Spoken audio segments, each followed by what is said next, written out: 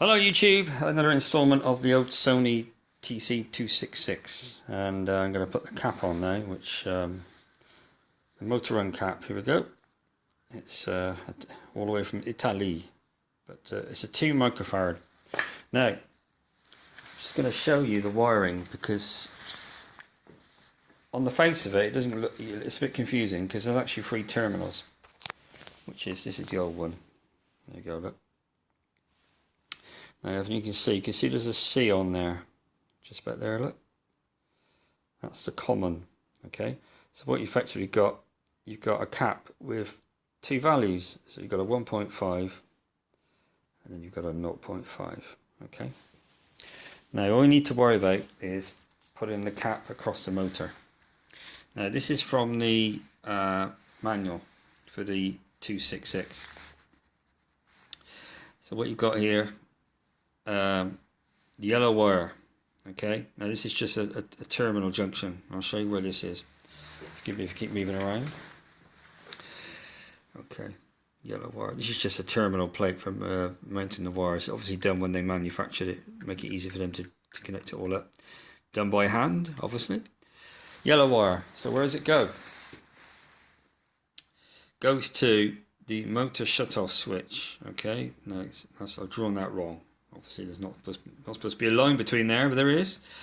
Alright, so that's the motor shut-off switch. So, which is that grubby wire there, look. See it? See it there? The other side of the motor shut-off switch, namely the when the tape runs out, is a black wire. Okay? So the other side of the switch goes along. Now, it went to the common on the original cap, okay? Now I've tied a knot in it. There's the common, so that's the black wire from the one side of the switch going to the common on the capacitor, alright? Now, so that basically that's the one wire that runs the motor. Alright, see? The other one is the white wire. So where's the white wire? Wow, I'll show you. There's the white wire. Going along. Where does it go? Where does it go? Where does it go? Going along. There it is. Look.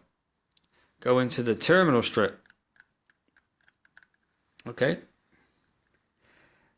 You know, and the other side of the white wire goes to that connector, which, if you've got the diagram, the connector's just up here. I haven't drew it, but it's just up here.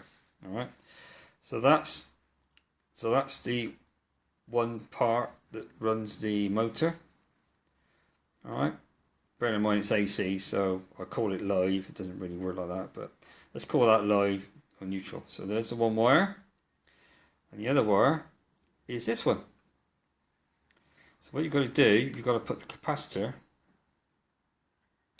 across the black wire that goes to the motor and the green wire that goes to the motor. So basically the capacitor is going across there and there. Alright, and I'll show you that. Black wire. Now this is the black wire that goes to the motor, because these two have got to be joined. So that's coming from the switch. There, look. Just joining, going to the motor. Alright. And look, there's the black wire. You can see it down there. Into the motor. Okay. And the green wire. So there's the green wire. Now it's the thicker of the ones. It's pretty easy to distinguish. That's the thicker wire. That's the motor. So basically that one and that one is what powers the motor. And that is where you got to put your capacitor across those two.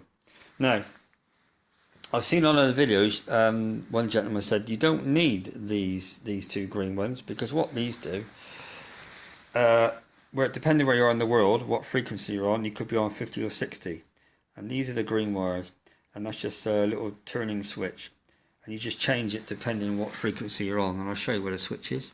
Here it is. So obviously in the UK here and other parts we're on 50, so I'm going to leave that where it is. But you don't need that. What you need to do, you've got to put that capacitor across there. The green wire and the black wire for the motor. Alright, hope that helps. Thank you.